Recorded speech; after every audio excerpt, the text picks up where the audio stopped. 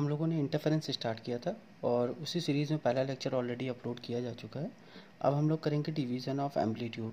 तो जैसे कि हम लोग जानते हैं कि इंटरफेरेंस दो तरीके से हो सकता है, डिवीज़न ऑफ वेव फ्रंट और डिवीज़न ऑफ एम्पलीट्यूड।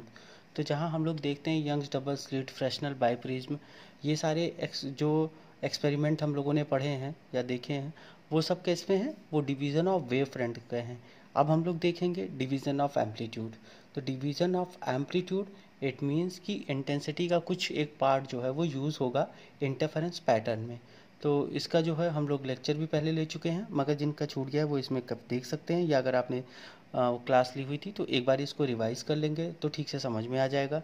ये इंटरफेरेंस से जो इम्पोर्टेंट क्वेश्चन है उसमें यही है, केवल दो ही क्वेश्चन है। एक तो न्यूटन्स रिंग है, न्यूटन्स रिंग के कई सारे एस्पेक्ट हो सकते हैं, और एक है आपका डिवीज़न ऑफ एम्पलीट्यूड में इंटरफेरेंस इन थिन फिल्म। तो इंटरफेरेंस इन थिन फिल्म दो टाइप से हो सकता है। कैसे हो सकता है कि एक हो सकता है रिफ्लेक्टेड लाइट और एक हो सकता है ट्रांसमिटेड लाइट। तो जो रिफ्लेक्टेड लाइट है उसमें क्या होगा कि यहाँ पे ये जो सोर्स है इससे जो लाइट आ रही है इसी तरफ लाइट रिफ्लेक्ट होके एक इंटरफेरेंस पैटर्न बनेगा, है ना। हो क्या रहा है कि मोस्ट ऑफ द इंटेंसिटी जो है वो यूज़ नहीं होगी उसमें इंटरफेरेंस में, मगर कुछ पार्ट इसका यूज़ हो जाएगा और हमको एक फेड लाइन, एक थोड़ा सा पार्ट उसका जो है वो इंटेंसिटी में यूज़ होगा, वो इंटरफेरेंस में यूज़ होगा और हमको इंटरफेरेंस पैटर्न मिलेगा।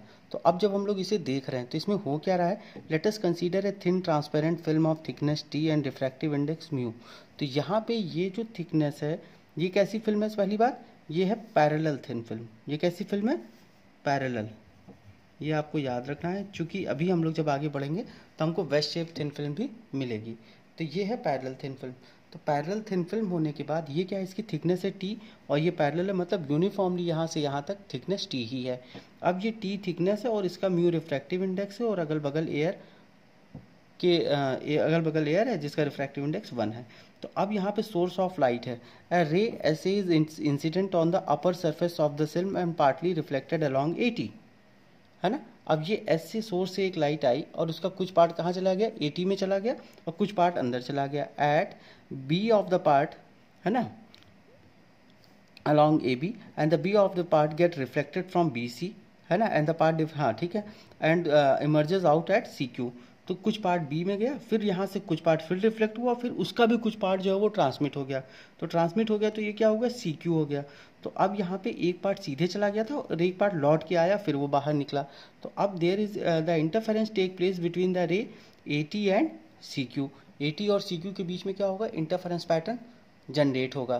तो अब इसमें आगे कैसे हो रहा है, इसमें ये जो है हाँ टू कैलकुलेट, तो हम लोग जानते हैं कि इंटरफेरेंस पैटर्न किस चीज़ पे रिस्पॉन्सिबल होता है। इंटरफेरेंस पैटर्न में मैक्सिमम मिनिमा जो है वो रिस्पॉन्सिबल होता है किस पे, पार्ट डिफरेंस पे। और पार्ट डिफरेंस किसके बीच में हमको निकालना है, AT और CQ के बीच में, AT और CQ के बीच में। तो ATQ AT में हमने ऐसे परपेंडिकुलर ड्रॉप कर दिया, and there after there is an parallel line. तो if there is an parallel line from this point it means there no additional part difference arises from this point C to N। इसके बाद कोई path difference additional generate नहीं हो रहा है। तो path difference कहाँ से, यहीं से जनरेट हो रहा है। तो अगर पार्ट डिफरेंस यहीं से जनरेट हो रहा है तो अब देख लें कि एक रे आ रही है A to B, B to C, और एक जा रही है A to N। A to N air में जा रही है और A to B, B to C किस में जा रही है, म्यू रिफ्रैक्टिव इंडेक्स के मटेरियल में। तो अब नाउ द पार्ट डिफरेंस हमको निकालना है। तो स्नेल्स लॉ, ये I है ये R है, तो स्नेल्स लॉ हमको निकालना है। तो पहले हम लोग देख लेंगे पार्ट डिफरेंस क्या हो जाएगा। पार्ट डिफरेंस हो जाएगा delta equals mu AB plus BC minus AN। तो ये हो गया इसका पार्ट डिफरेंस। तो अब अगर ये पार्ट डिफरेंस आ गया तो अब जरा देख लो, इसमें ज़रा ज्योमेट्री की यूज़ पड़ेगी। अगर आप ध्यान से देखो तो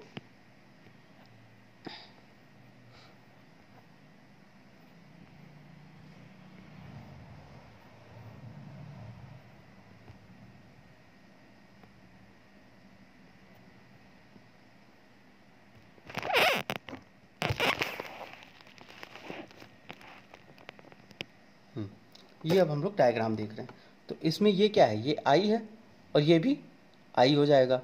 तो ये I और ये I हो, ये I है ये R हो गया। अगर ये I है ये R है तो ये दोनों पैरेलल लाइन है, ये इसे कट कर रही है, तो ये भी आर हो जाएगा क्योंकि एक ही मीडियम में है।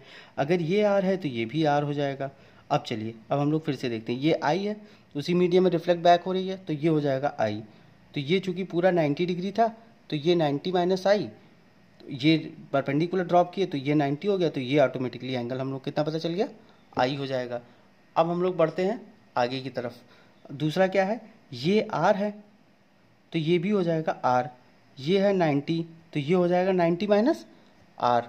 भाई ये आर है तो ये आर, ये अगर परपेंडिकुलर है 90 तो ये हो जाएगा 90 माइनस आर इस छोटे वाले ट्रायंगल में।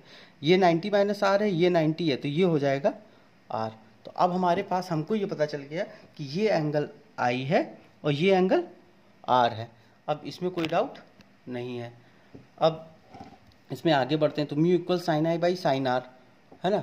तो अब ये कितना हो जाएगा, साइन आई इक्वल्स कितना हो जाएगा इस ट्रायंगल में, ए एन अपॉन ए सी, और इसमें कितना हो जाएगा,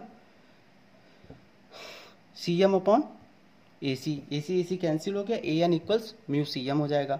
अब इसकी वैल्यू रख दिए तो delta equals mu A B plus B C minus mu C M.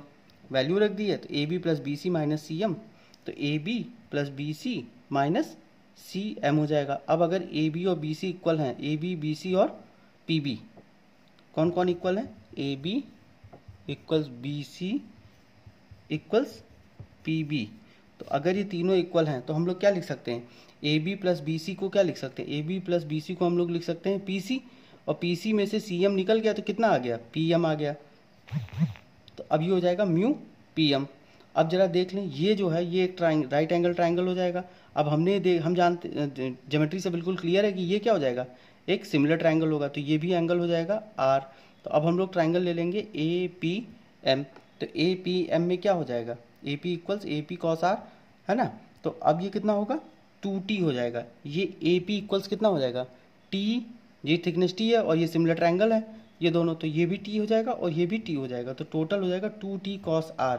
A P M में अगर ले लेंगे तो कॉस आर इक्वल्स कितना होगा, P M upon A P equals 2t, तो टोटल अब पार्ट डिफरेंस कितना हो जाएगा, 2 म्यू टी कॉस आर।